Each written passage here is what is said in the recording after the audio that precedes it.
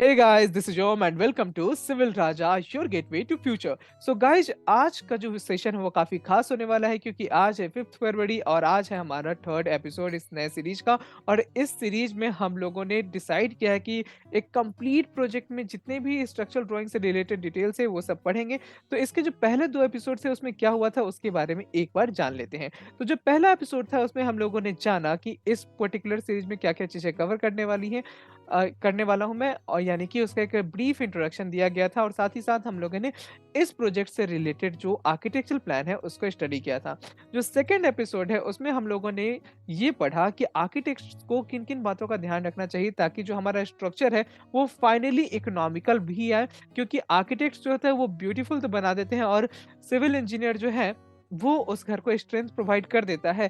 लेकिन इन दोनों का जब कॉम्बिनेशन होता है ना, जब ये दोनों साथ मिलके काम करते हैं तो हमारा जो प्रोजेक्ट है वो इकोनॉमिकल भी बन के निकल आता है। ओके, तो अगर आर्किटेक्ट से थोड़ी बहुत मिस्टेक्स होंगी एंड वही मिस्टेक्स अगर सिविल इंजीनियर कंटिन्यू कर जाएगा या फिर आर्किटेक्ट्स को समझाने के बाद उनका बॉन्डिंग नहीं बन पाता, उनका कोऑर्डिनेशन नहीं बन पाता है, तो अल्टीमेटली जो लॉस है वो क्लाइंट को होता है। एंड इसी लॉस के बारे में डिटेल में डिस्कशन किया गया है एपिसोड 2 में। तो अगर आपने अभी तक नहीं देखा है तो उसको देख के आइए। एंड इस सेशन में हम लोग एक्चुअली जो स्ट्रक्चरल ड्राइंग है, क्योंकि ये प्रोजेक्ट का ऑलमोस्ट कंप्लीट हो चुका है, इसका जो स्ट्रक्चरल डिजाइन का जितना भी पार्ट है वो सब कंप्लीट हो चुका है। तो उन ड्राइंग्स में जो फाउंडेशन का ड्राइंग है वो आज हम लोग स्टडी करने वाले हैं। एंड ये वीडियो किन के लिए इंपॉर्टेंट होने वाला है, तो ये वीडियो इंपॉर्टेंट हो जाएगा उन साइट इंजीनियर्स के लिए जो एक्चुअली ड्राइंग को एग्जीक्यूट कराना चाहते हैं किसी भी पर्टिकुलर ग्राउंड पे, या फिर आके एक फ्रेशर सिविल इंजीनियर है तो ये आपके लिए इंपॉर्टेंट होगा, ताकि आपको आइडिया लग सके किस तरीके से ड्राइंग को पढ़ा जाता है एंड क्या क्या स्पेशल चीजें होती है जो ड्राइंग में हम लोग को नोटिस करनी होती हैं। तो ये ड्राइंग जो है वो डिटेल में हम लोग स्टडी करेंगे। साथ ही साथ अगर आप एक ऐसे पर्सन है जो अपने का लाइक घर को पर्सनली लाइक मॉनिटर करना चाहते हैं कि किस तरीके से मेरा कंस्ट्रक्शन हो रहा है, तो आपको ड्राइंग रीडिंग एक्यूरेसी के साथ आनी चाहिए। तो ये आपके लिए भी इंपॉर्टेंट होने वाला है। एंड अगर आप एक कॉन्ट्रैक्टर हैं जो कि आप बिल्डिंग से रिलेटेड काम लेते हैं तो भी ये वीडियो जो है आपके लिए बेनिफिशियल होगा। अगर आप इनमें से कोई नहीं है एंड आपके नॉलेज में कोई ऐसा पर्सन है जो कि इन चीज़ों में काम करता है या फिर ये वीडियो उनके लिए यूज़फुल हो सकता है, तो आप इस वीडियो को उनके साथ डेफ़िनेटली शेयर कीजिए। अगर आपको ये वीडियो पसंद आता है तो आप इस वीडियो को लाइक कीजिए। हमारे चैनल पे नए हैं तो इसे सब्सक्राइब कीजिए। साथ ही साथ जो बेल आइकन है उसे प्रेस कर दीजिएगा ताकि जब भी मैं कोई नई वीडियो लेके आऊँ तो आप तक उसका नोटिफ़िकेशन सबसे पहले पहुँच जाए और आप उससे सबसे पहले नॉलेज गेन कर सकें, ताकि आप दुनिया से एक कदम आगे रह सकें। ओके, तो चलिए चलता हूँ मैं आपको इस प्रोजेक्ट के ऊपर लेके। एंड आप देख सकते हो कि यहाँ पे जो हमारा फाउंडेशन ड्राइंग है वो ऑलरेडी बना हुआ है और इसकी सारी डिटेल्स हम लोग एक-एक करके डिस्कस करेंगे। तो जो रेड रेक्टेंगल्स या फिर स्क्वायर्स आपको दिख रहे हैं वो यहाँ पे हमारे कॉलम्स हैं। एंड जो लोग ऑलरेडी साइट पे ये ड्राइंग्स देख चुके हैं उनको ये आइडिया होगा ही। सेंटर लाइन के बारे में डिटेल्ड आइडिया मैंने अपने लास्ट सेशन में दे दिया था। ये आप मार्किंग्स जो देख रहे हैं वो लास्ट सेशन में इंक्लूड नहीं किया गया, तो ये मार्किंग्स इसलिए की जाती है ताकि हम लोग कौन से सेंटर लाइन पे काम कर रहे हैं वो बात कर सके। जब सेंटर आप देख सकते हो कि फुटिंग का जब कंस्ट्रक्शन होता है तो पहला काम क्या किया जाता है कि हम लोग को सेंटर लाइन को एग्जैक्टली जैसा हमारे ड्राइंग में है वैसे वहां पे मार्क करना होता है। तो जब हम लोग मार्क करने जाते हैं तो वहां पे डायमेंशन जो होता है बहुत कम जगहों पे फीट एंड इंचेस में रहता है, लेकिन मोस्टली जो है हमारा जो लाइक मार्किंग है वो हमारा एमएम में होता है। अब मार्किंग करने के भी दो तरीके होते हैं। पहला जो सेंटर लाइन का जो मार्किंग है वो इस तरीके से होता है A to A dash, A to B, A to C, A to D, यानी कि एक लाइन को हम लोग रेफरेंस ले लेते हैं और उसी के बेसिस पे हम लोग सारे मार्किंग्स को कंटिन्यू करते हैं, जो कि एक एक्यूरेट मेथड भी है लेकिन बहुत ज़्यादा प्रैक्टिस में नहीं है। ओके, तो हमारे पास सेकंड मेथड क्या है, वो है हमारे पास कि दो सेंटर लाइन के बीच में जो है वो डिस्टेंस हम लोग को पता होना चाहिए और उसके बेसिस पे हम लोग मार्किंग कर लेते हैं। ओके, तो ये जो है ये प्रैक्टिकल अप्रोच के साथ बनाया गया लाइक फुटिंग का ड्राइंग है। तो आप देख सकते हो कि इसी तरीके से हम लोग का साइट पे एग्जीक्यूट किया जा सकता है, जिसमें कि A to B, then B to C, C to D, इस तरीके से डिस्टेंस की मार्किंग की गई है और सारे डिस्टेंसेस जो है एमएम में मार्किंग की जाती है। अभी ये तो है कि पेपर पे इस तरीके से मार्किंग किया गया, तो हम लोग का अगर लाइक साइट पे मार्किंग करना हो तो किस चीज़ से किया जाता है, तो वहाँ पे जो थ्रेड है उसकी हेल्प लेके नॉर्मली मार्किंग की जाती है। आई गेस आपको ये चीज़ क्लियर हो गई होगी। अगर कोई डाउट है तो आप कमेंट सेक्शन में उसे पूछ सकते हो। अब यहाँ पे देख सकते हो जितने भी वर्टिकल सेंटर लाइन्स हैं, उन सब का जो नेमिंग है वो अल्फ़ाबेट से किया जाता है एंड जो हॉरिज़ॉन्टल सेंटर लाइन्स हैं, उनका जो नेमिंग है वो हमारा लाइक न्यूमेरिक फॉर्म में किया जाता है, जैसे कि 1 2 3 4 एंड यहाँ पे हम लोग के पास 6 सेंटर लाइन्स है इस डायरेक्शन में, यानी कि हॉरिजॉन्टल डायरेक्शन में।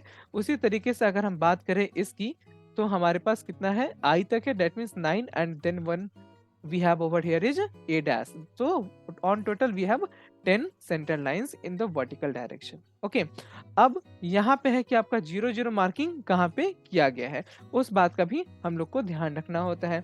ओके तो इस तरीके से आप देख सकते हो कि डिस्टेंस जो है यहाँ से यहाँ तक का 0 रखा गया है। इसके बाद ये 0 0 कोऑर्डिनेट लेके हम लोगों ने मार्किंग को स्टार्ट किया और उसी तरीके से हम लोग को ग्राउंड पे भी मार्किंग किया जाता है। मैं ट्राई करूंगा कि अपने सेशन पे इस सीरीज को खत्म करने के बाद एक प्रैक्टिकल वीडियो भी लेके आओ जहाँ पे लेआउट मार्किंग का कंप्लीट वीडियो हो। ओके देन आ जाते हैं हम लोग नेक्स्ट चीज के ऊपर कि हम लोग को कॉलम्स किस तरीके से प्लेस करने होते हैं एंड फुटिंग के लिए जो एक्सकवेशन करना होता है वो किस बेसिस पे करना होता है। तो आप देख सकते हो कि यहाँ पे जितने भी फुटिंग्स हैं उन सब के नीचे नाम दिया हुआ है, जैसे कि F3 F3 F2 F2 F2 और यहाँ पे है एक F1। अब ये जो है इन सब रेक्टेंगल्स में आप देखोगे कि थोड़ा बहुत डिफरेंसेज है। तो F3 का साइज अलग है, F2 का साइज अलग है, F1 का साइज अलग है। तो क्या ये यहाँ पे सिर्फ साइज अलग है या फिर इसका रेनफोर्समेंट भी अलग है? तो 2-3 चीजें हैं जिसपे कि ये सब फैक्टर जो है वैरी करते हैं, यानी कि आपके अलग-अलग फुटिंग है तो उसका मतलब है या तो उसका साइज अलग होगा, मे बी उसका शेप अलग हो और मे बी उसका रेनफोर्समेंट अलग हो। अगर सारी चीजें एकदम एग्जैक्टली सिमिलर हैं तो हम लोग सेम नेम से उसको लाइक डिनोट करते हैं, जिसको कि हम लोग ग्रुपिंग भी बोलते हैं। जैसे कि इस केस में किया गया है कि यहाँ F3 है, यहाँ पे भी F3 है, यानी कि इन दोनों का जो फुटिंग का डिटेल है वो एग्जैक्टली सेम रहेगा। इस डिटेल को जानने के लिए हम लोग फुटिंग के शेड्यूल पे चलते हैं और यहाँ पे फुटिंग के शेड्यूल पे आ ही गए हैं तो फुटिंग का शेड्यूल स्टडी कैसे करते हैं वो भी समझ लेते हैं। तो पहला जो है वो हमारा कॉलम है वो फुटिंग मार्किंग का है या फुटिंग मार्क्ड। ओके तो उसके बाद सेकंड है वो हमारा फुटिंग का साइज है जो कि B/D है, जिसमें कि लेंथ एंड विड्थ को यहाँ पे दिया गया है। डी का मतलब यहाँ पे डेप्थ नहीं है, तो यहाँ पे डेप्थ कैसे पता चलेगा, वो हमारा कैपिटल डी के साथ डिनोट किया जाता है। तो कैपिटल डी हम लोग का डेप्थ हो गया। मैं आपको और भी डिटेल बताऊंगा, सो आप इस वीडियो के लास्ट तक बने रहिएगा। मैं आपको इसका प्लान कैसे पढ़ते हैं, इसका सेक्शन कैसे पढ़ते हैं, ये सारी डिटेल यहाँ पे इस वीडियो में क्लियर करने वाला हूँ। So stay tuned till the end of this video. Okay then आ जाता है कि बॉटम में रेनफोर्समेंट दिया गया है, तो दो साइड में रेनफोर्समेंट दिया जाएगा, along X axis and along Y axis. Then उसी तरीके से टॉप में भी रेनफोर्समेंट दिया गया है, तो वो किस डायरेक्शन में रेनफोर्समेंट दिया जाएगा, along X and along Y. वो सारी चीजें भी यहाँ पे डिनोट की गई हैं, जो कि सेक्शन में आपको दिखेगा भी कि यहाँ पे बॉटम में भी रेनफोर्समेंट है, टॉप में भी रेनफोर्समेंट है। तो इन सब चीजों के बारे में भी हम लोग बात करेंगे। पहले हम लोग बात करते हैं कि अलग अलग जो फुटिंग के नाम है उनमें डिफरेंसेस क्या हैं। तो आपको यहाँ पे दिख रहा होगा कि रेनफोर्समेंट तो हर जगह पे सेम ही है, तो डिफरेंस कहाँ पे आ रहा है, डिफरेंस आ रहा है हमारा डेप्थ में, जो आप देख सकते हो कैपिटल डी के साथ डिनोट किया गया है। ये इस प्रोजेक्ट के बारे में बात कर रहा हूँ, दूसरे प्रोजेक्ट में दूसरी चीजें हो सकती हैं। इस प्रोजेक्ट में ये रेनफोर्समेंट जो है वो सबके सब सेम थे, लेकिन हो सकता है कि दूसरे प्रोजेक्ट में रेनफोर्समेंट भी अलग अलग हो सके। ओके तो मैं आपको एक प्रोजेक्ट लेके यहाँ पे डिटेल में एक्सप्लेन कर दे रहा हूँ ताकि आपको एक करेक्ट आइडिया मिल सके हर एक चीज का। ओके देन आ जाता है कि इसका साइज किस तरीके से रखते हैं। तो इसका जो साइज है F1 का वो है 2600 बाई 2600। इसका जो डेप्थ है वो है हमारा 525 mm। तो अगर हम लोग को ये जानना हो तो साइज देखने के लिए हम F1 के ड्राइंग में चलते हैं, जो कि हम लोग को प्लान व्यू से दिखेगा। तो आप यहाँ से देख सकते हो ये 2600 बाई 2600 है। अभी अगर ये प्रॉपरली स्केल में बनाया गया होता तो ये जो डिस्टेंस है वो यहाँ पे भी मार्किंग में 2600 बाई 2600 आ जाता। यहाँ पे एग्जैक्टली स्केल में बनाया गया है, तो आप देख सकते हो कि इस डायरेक्शन में 2600 है, इस डायरेक्शन में हमारे पास 2600 है। ओके इस तरीके से हमारे पास F1 का मार्किंग है। उसी तरीके से अगर हम लोग F2 का चेक करने जाएं तो यहाँ पे होगा 2100 बाई 2100। और देखिए तो F2 का चेक कर लेते हैं, तो ये हमारा है 2100 बाई 2100। ओके तो ये हमारा F2 का मार्किंग है। उस तरीके से हमारे पास अगर F3 की मार्किंग की जाए तो ये हमारा कितना हो जाएगा 1850 बाई 1850। ओके तो ये हमारा हम लोग को शेड्यूल से पता चल गया। और इस पर्टिकुलर जो शीट है इसमें हम लोग का सब कुछ स्केल में है, इसलिए इस तरीके से डिटेल्स जो है निकल के आ गए हैं। नॉर्मली जो है वो सब कुछ प्रॉपर स्केल में नहीं होता है, तब चीज़ें थोड़ी-सी वैरी कर सकती हैं, ओके? जैसे कि आप F3 का दूसरा चेक कर लो, तो ये भी 1850 बाय 1850 है। अगर आप F2 में चेक करना चाहते हैं, तो ये हमारा 2100 बाय 2100 है। इसको हम लोग किसी भी डायरेक्शन में मार्क करें, कोई प्रॉब्लम नहीं आता है। ये मैंने राइट साइड में किया, ये मैंने लेफ्ट साइड में किया, क्योंकि यहाँ पे डिस्टेंसेस जो है वो हम लोग को क्लियरली विजिबल होने चाहिए, यही हमारा मोटिव है, ओके? और कुछ यहाँ पे इसका लॉजिक नहीं है, जो भी हम लोग मार्किंग कर रहे हैं वो क्लियरली विजिबल होनी चाहिए। अगर आप ऑटोकैड ऑपरेट करते हो और आप मार्किंग को परफेक्ट रखना चाहते हो, तो आप इस तरीके से इसको मैच करके भी रख सकते हो। लेकिन यहाँ पे अब देखोगे कि मैच करके जब मैंने डिस्टेंस को रखने की कोशिश की है, तो क्या हो गया कि ये जो डिस्टेंस है काफ़ी ज़्यादा दूर हो गया है हमारे पर्टिकुलर फुटिंग से, तो हम लोग इसको अवॉइड भी कर सकते हैं। एंड जैसा हम लोग का नॉर्मल मार्किंग का तरीका है, उसी तरीके से हम इसको नॉर्मली मार्क भी कर सकते हैं, ओके? तो आप देख सकते हो कि हमारे पास F2 हो गया, ओके? तो अगर आपको ये जानना है कि इसको ड्रॉ कैसे करते हैं, तो आप उसके लिए हमारी प्रोफेशनल ट्रेनिंग को जॉइन कर सकते हो। एंड उसमें मैं आपको हर चीज़ डिटेल में पढ़ा सकता हूँ कि किस तरीके से हम लोग को इसको ड्रॉ करना चाहिए, किस तरीके से बिल्डिंग का डिज़ाइन किया जाता है। ये सारी चीज़ें आपको डिटेल में वहाँ पे पढ़ाई जाएँगी। अगर आप एक सिविल इंजीनियर हो जो कि बीटेक कर चुके हैं, तो आप इसको सीख सकते हो। ये आपके लिए काफ़ी ज़्यादा काम आएगा। एंड आप कंसल्टेंसी ओपन करना चाहते हैं, तो ये आपके लिए काफ़ी ज़्यादा हेल्पफुल होगा। क्योंकि जो कॉलेज की पढ़ाई होती है वो उतनी ज़्यादा प्रैक्टिकल नहीं हो पाती है, एंड हम लोग का जॉब जो है वो उसी के कारण मतलब मिल नहीं पाता है, ओके? तो अगर आप प्रैक्टिकल ट्रेनिंग चाहते हो, तो यहाँ से आके प्रैक्टिकल ट्रेनिंग भी हमारे पास से कर सकते हो, ओके? तो अभी आप देख सकते हो कि फुटिंग की सारी मार्किंग्स जो है वो कर दी गई हैं। अब यहाँ पे फुटिंग में कॉम्बिनेशन पे भी अगर बात की जाए, तो अलग-अलग कॉम्बिनेशन हो सकते हैं। जैसे कि यहाँ पे C1 है, तो C1 के नीचे F3 का फुटिंग है, ओके? तो यहाँ पे जो फुटिंग है वो साइज़ किस चीज़ पे डिपेंड करता है, वो भी एक चीज़ समझ लेते हैं। तो फुटिंग का जो साइज़ है वो डिपेंड करता है कि कॉलम वहाँ पे कितना लोड एग्ज़ीक्यूट कर रहा है।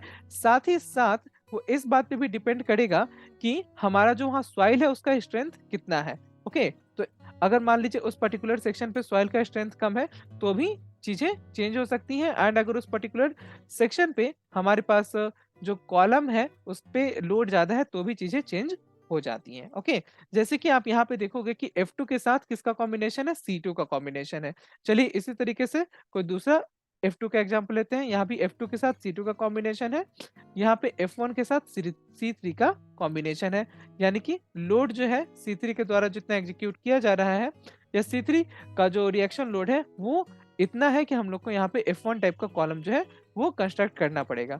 अभी देखिए कि ऐसा नहीं कि सिर्फ C3 ऐसा लोड एग्जीक्यूट कर रहा है या फिर लोड दे रहा है। यहाँ पे C2 टाइप का जो कॉलम है वो भी इतना लोड लिए हुए है कि कॉलम तो हमारा सेफ हो जाएगा C2 के टर्म में, लेकिन हमारा जो फुटिंग है वो यहाँ पे F1 का चाहिए। ओके? तो अभी आपको डिफरेंसेस आई गेस क्लियर हो रहे होंगे कि क्या मैं बोल रहा हूँ। अगर आपको कन्फ्यूजन होता है तो आप सिंपली मुझे कमेंट सेक्शन में बता दीजिएगा, या व्हाट्सएप नंबर तो मेरा ऑलरेडी डिस्क्रिप्शन में है ही, आप वहाँ से व्हाट्सएप भी करके मुझे पूछ सकते हो। नाउ अभी आप देख सकते हो कि यहाँ पे एक और चीज़ है जो देखने लायक है। यहाँ पे डिस्टेंस दिया गया है कि सेंटर लाइन का डिस्टेंस जो है वो C1 के सेंटर से कितना है। अब ये 175 है, ओके। C2 है तो उस केस में हमारे पास 150 है, ओके। और भी आपको डिफरेंसेस पहले देख लेते हैं कि यहाँ पे और क्या हम लोग को देखने को मिल सकता है। तो उसके बेसिस पे मैं बाकी चीज़ों को भी क्लियर कर देता हूँ, ओके। अब देखिए यहाँ पे हमारे पास C2 है अगेन, एंड ये 150 फ्लश हुआ है। इसको हम लोग फ्लश बोलते हैं, यानी कि इसका यहाँ से डिस्टेंस इतना ज़्यादा है, यानी कि सेंटर लाइन से जो outer as of the column है उसका डिस्टेंस कितना होगा वो यहाँ पे मार्क किया गया है। अगर आप इस चीज़ की मार्किंग करना चाहते हो तो वो भी मैं आपको दिखा देता हूँ कि देखिए यहाँ से यहाँ तक 150 है इस डायरेक्शन में। एंड अगर हम लोग यहाँ से यहाँ जाना चाहें फ्रॉम हियर टू हियर, तो ये हमारा है 200 यानी कि ऑन टोटल तो 350 का कॉलम है, लेकिन ये सेंटर लाइन इसके बीच में नहीं जाएगा और इसके कारण इस कॉलम जो है वो बीच में नहीं बनाया जाएगा। वो हम लोग को हमेशा इसी तरीके से बनाना है, ओके। ये चीज आई गेस आपको क्लियर हो गई होगी। मैं इसको डिलीट कर देता हूँ, ओके। एंड इस डायरेक्शन से आप चाहो तो उसको फ्लश भी कर सकते हो, लेकिन यहाँ पे दो डायरेक्शन देने की जरूरत नहीं है, क्योंकि सीटों का भी एक पर्टिकुलर डायमेंशन है जो कि हम लोग पढ़ेंगे जब हम लोग कॉलम के ड्राइंग को स्टडी करेंगे, ओके। एंड उसी तरीके से हमारा जितना भी कॉलम का फ्लश डिटेल्स है वो हम लोग समझ सकते हैं। ओके, देन आ जाते हैं, ये देखिए ये हमारा ऑलमोस्ट सेंटर में ही ये कॉलम है और ये जो वो है वो 150 इधर से फ्लश हुआ है।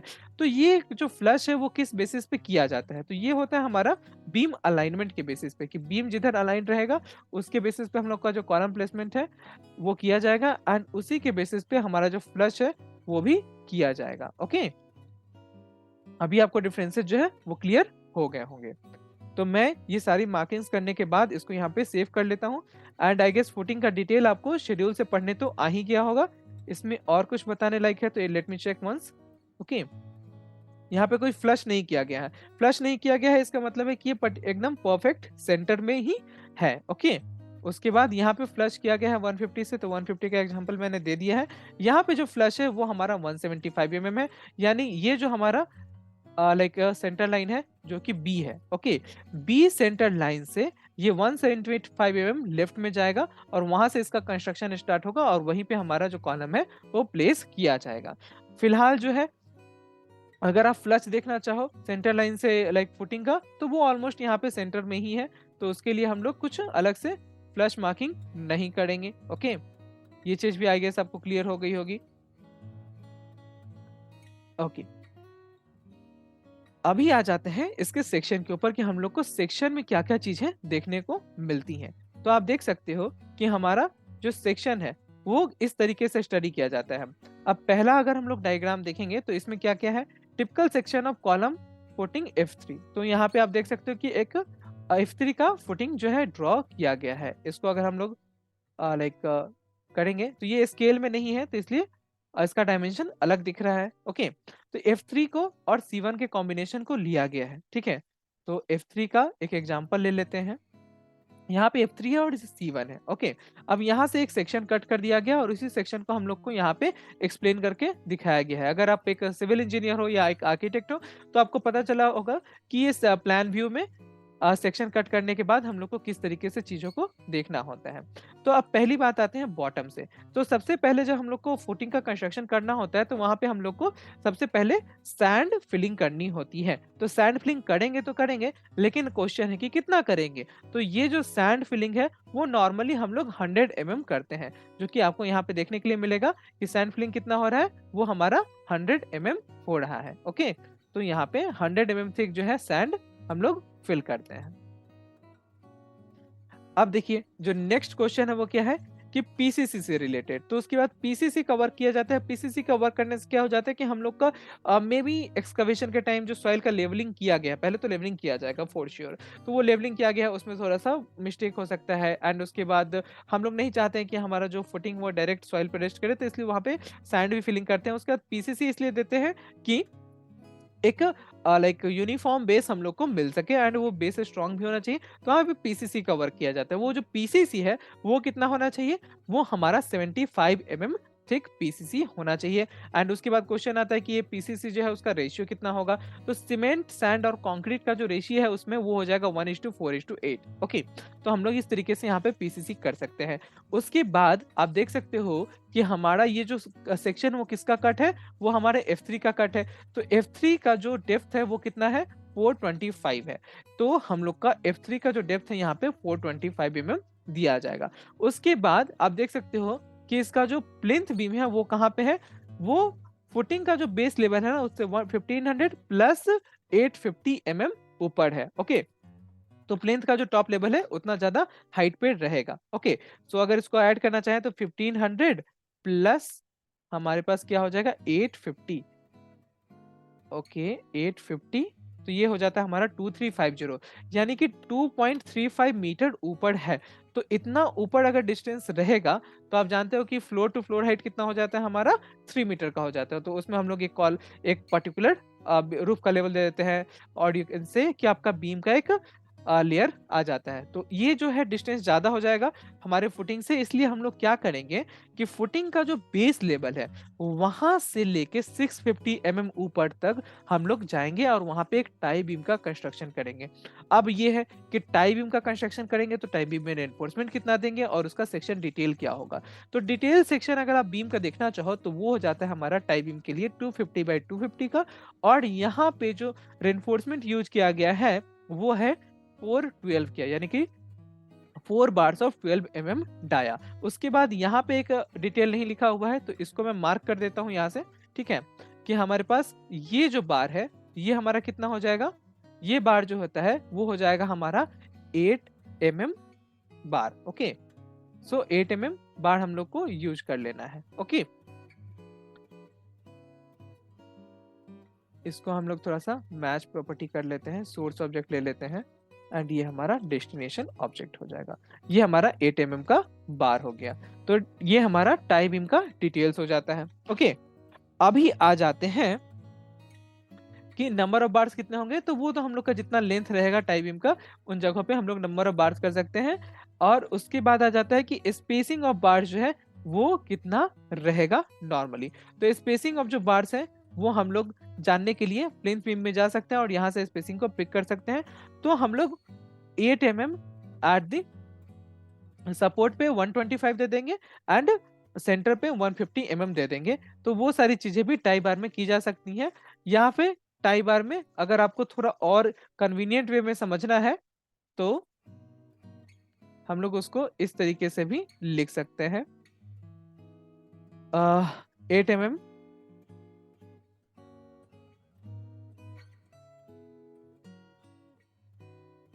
Eight the rate 150 centre to centre. Okay, sorry, centre to centre, इस तरीके से भी इसकी मार्किंग की जा सकती है। ओके, तो सिर्फ ये टाई बीम है तो हम लोग को इतना ज्यादा देने की जरूरत नहीं है, या फिर आप इसको 125 कर लीजिए, सेफ साइड के लिए भी रखना चाहिए।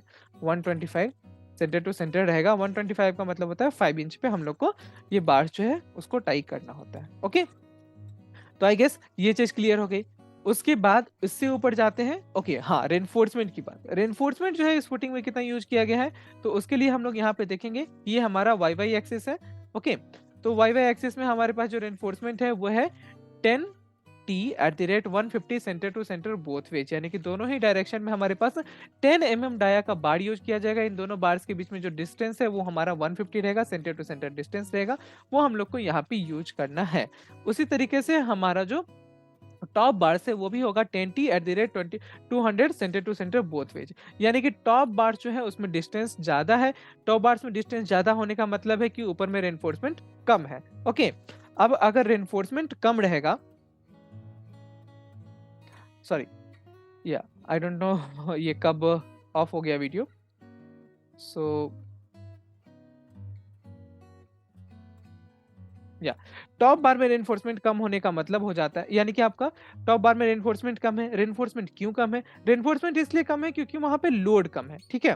तो इस तरीके से भी हम लोग काम करते हैं कि वहां पे टॉप बार में रेनफोर्समेंट कम इसलिए किया गया क्योंकि टॉप में लोड कम होता है, यानी कि वहां पे जो मोमेंट्स है वो कम होते हैं, ठीक है। बॉटम में हमारे पास फुटिंग में सारा लोड जा रहा है तो वहां पे हमारे रेनफोर्समेंट ज्यादा होना चाहिए। रेनफोर्समेंट ज्यादा करने का सिंपल सा तरीका है कि स्पेसिंग को कम कर देना है। ओके, ये चीज आपको क्लियर हो गई होगी। ओके, अभी आ जाते हैं नेक्स्ट चीज के ऊपर कि इससे ऊपर चला जाता है हम लोग का कॉलम, एंड कॉलम के बारे में जो डिटेल्स है वो हम लोग किसी और दिन पढ़ेंगे क्योंकि उसका जो है एक सेपरेट शीट यहाँ पे बना हुआ है। ओके, उसके बाद नेक्स्ट चीज यहाँ पे क्या है, तो कॉलम से रिलेटेड जो नेक्स्ट चीज है वो है कि इसका कंस्ट्रक्शन किस तरीके से होगा। हाँ, तो यहाँ से प्लिंथ बीम हमारा बनता है और कॉलम से नीचे जो है उसको हम लोग आइदर पेडेस्टल बोल देते हैं या फिर एक छोटा सा पिलर टाइप भी बोल देते हैं, कॉलम पेडेस्टल या फिर कुछ भी बोल दीजिए आप, जो कि आपका प्लिंथ बीम से नीचे तक का पोर्शन होता है। This is called pedestal instead of column. कुछ लोग कॉलम भी बोलते हैं, एक्चुअली ये कॉलम ही होता है लेकिन पेडेस्टल भी जनरल लैंग्वेज में बोला जाता है। प्लिंथ बीम का जो हाइट है वो कहाँ पे रहेगा, वो रहेगा हमारा ग्राउंड लेवल से 850 पे, और वो हमारा टॉप हाइट रहेगा प्लिंथ बीम का। अब प्लिंथ बीम की डिटेल्स जो है वो एक अलग शीट में बनाई गई है, तो वो मैं आपको उस टाइम पे लाइक एक्सप्लेन करूंगा। उसके बाद आ जाते हैं कि हमारा फ्लोर टू फ्लोर हाइट यहाँ पे है हमारा 3000 का। ओके, तो यहाँ पे जो नेक्स्ट ग्राउंड फ्लोर का रूफ बीम रहेगा वो हमारा हो जाएगा 3000 पे, और यहाँ पे जो स्लैब है उसका आप थिकनेस देख सकते हो कि 125 थिक आरसीसी स्लैब यहाँ पे यूज किया गया है। ओके, देन आ जाता है हम लोग के पास कि रूफ बीम जो फर्स्ट फ्लोर का है वो भी 3000 पे रहेगा। तो सेक्शन में हम लोग को हाइट क्लियर है, स्लैब का थिकनेस क्लियर है एंड हमारे पास कौन-सा बीम कहाँ पे बनेगा वो भी क्लियर हो गया। यानी कि ये जो स्ट्रक्चर है एक G+1 स्ट्रक्चर है जहाँ पे 4 लेयर ऑफ बीम बनेंगे। ऊपर का रहेगा हमारा फर्स्ट फ्लोर का रूफ बीम, देन आ जाता है ग्राउंड फ्लोर का रूफ बीम, देन आ जाता है प्लिंथ बीम और सबसे नीचे रहता है हम लोग का टाई बीम जो कि हमारे सारे कॉलम्स को इंटरकनेक्ट करता है। ओके, साथ ही साथ ये हमारे प्लिंथ बीम के लिए बेस भी बनाता है। यहाँ पे ब्रिक वर्क किया जाता है एंड जो फिलिंग्स है, जो हमारे लैंड होता है, किसी भी आजकल जो घर बन रहे हैं उनको हम लोग रोड लेवल से थोड़ा ऊंचा रखते हैं, तो उसके लिए हम लोग को क्या करना होता है वहाँ पे सॉइल का नहीं, एक्चुअली सैंड का फिलिंग करना चाहिए। कुछ लोग सॉइल का करते हैं, कुछ लोग सैंड का करते हैं। तो वो फिलिंग जो है वो एक अर्थ प्रेशर क्रिएट करेगा। उसको रोकने के लिए हम लोग के पास एक वॉल होना चाहिए, वो पार्टीशन वॉल की तरह काम करता है। वो पार्टीशन वॉल कहाँ पे लाइक रिलाई करेगा, वो हमारा करेगा टाई बीम के ऊपर। ओके, अदरवाइज हम लोग को ब्रिक वर्क के साथ स्टेप्ड फुटिंग यहाँ पे बनाना पड़ता है। ओके, तो आई गेस ये चीज क्लियर हो गई होगी। उसके बाद आ जाते हैं हम लोग प्लान ऑफ फुटिंग पे। तो प्लान ऑफ फुटिंग में आप देख सकते हो कि दोनों ही डायरेक्शन में हमारे पास 10 का बार यूज हुआ है, लेकिन जो टॉप बार से वो हमारे है 10T at the rate 200 centre to centre both which, यानी कि हम लोग का 10 डाया बार जो है वो 200 के गैप पे सेंटर टू सेंटर प्लेस किया गया है टॉप में एंड 150 के गैप पे सेंटर टू सेंटर प्लेस किया गया है बॉटम में। तो आप देख सकते हो कि फुटिंग का यहाँ पे प्लान व्यू है। अगर इससे रिलेटेड कोई डाउट हो तो आप मुझसे सिंपली पूछ भी सकते हो। ओके, देन आप देख सकते हो कि डिटेल्स ऑफ बीम सेक्शन। तो आप ये सारे डिटेल्स तो आप ऑलरेडी जानते ही हैं। ओके, जो कि मेरे यहाँ पे कंस्ट्रक्ट मतलब बनाया है एंड इसको मैं कॉपी कर लेता हूँ। ओके, इसको सिलेक्ट कर लिया, कॉपी दिस एंड टाई का जो डिटेल है उसको यहाँ पे प्लेस कर देता हूँ। ओके, तो इस तरीके से हम लोग का जो ड्राइंग है वो क्रिएट हो चुका है। ओके, उसके बाद हमारे पास आ जाता है जनरल नोट्स। तो जनरल नोट्स समझाने के लिए मैं एक अलग सा शॉर्ट सेशन लेने वाला हूँ, तो आप उस सेशन को नेक्स्ट वीडियो में देख सकते हैं। अभी जो है हम लोग फुटिंग को ही समझ लेते हैं। तो बाकी के जो फुटिंग्स है उनका सेक्शंस भी सेम ही होता है एंड आई गेस उसमें कोई भी कंफ्यूजन नहीं होगा। यहाँ पे जो है लाइक फुटिंग का जो डेप्थ है वो अलग-अलग है, इसलिए यहाँ पे डेप्थ ऑफ फुटिंग अलग-अलग किया गया है, लेकिन टाई बीम के बाद से जो लेवल्स हैं वो सबका सेम ही है। ओके, और इसमें कुछ डिफरेंस नहीं है। अगर आपको इससे कोई भी डाउट होता है इन दोनों फुटिंग के लाइक प्लान ऑफ फुटिंग में या फिर फुटिंग के सेक्शन में, आप डेफिनेटली उसको कमेंट सेक्शन में पूछिए या फिर आप मुझे व्हाट्सएप कर सकते हैं 8433248864 पे एंड मैं आपके सारे क्वेश्चंस का जल्दी से जल्दी आंसर देने का ट्राई करूंगा, क्योंकि मैं कमेंट्स भी रेगुलरली पढ़ता हूँ, साथ ही साथ मैं अपना व्हाट्सएप भी रेगुलरली चेक करता हूँ। अगर आपको कोई प्रोफेशनल ट्रेनिंग चाहिए तो आप उसके लिए भी मुझे व्हाट्सएप कर सकते हैं एंड कोर्स डिटेल्स आपको डिस्क्रिप्शन में मिल जाएंगे। अगर आपको वीडियो अच्छा लगा हो तो इसे लाइक कर दीजिएगा, अपने दोस्तों के साथ शेयर कीजिएगा एंड साथ ही साथ हमारे चैनल पर नए हैं तो इसको सब्सक्राइब कीजिए एंड बेल आइकन को डेफिनेटली प्रेस कर दीजिए, ताकि जब भी मैं कोई नई वीडियो लेके आऊँ तो आप तक नोटिफिकेशन पहुंच जाए। नेक्स्ट सेशन में हम लोग क्या करने वाले हैं उसके बारे में एक झलक देख लेते हैं। तो नेक्स्ट सेशन में हम लोग पढ़ेंगे कि ये जनरल नोट्स क्या होते हैं एंड इसका क्या इंपॉर्टेंस है। ओके, उसके बाद हम लोग पढ़ेंगे कि हमारा कॉलम लेआउट क्या है एंड कॉलम के सेक्शंस को किस तरीके से हम लोग को स्टडी करना है। Okay, so guys that was all for today, see you in the next video on 7th February, I guess. Okay, okay, till then, take care, bye bye.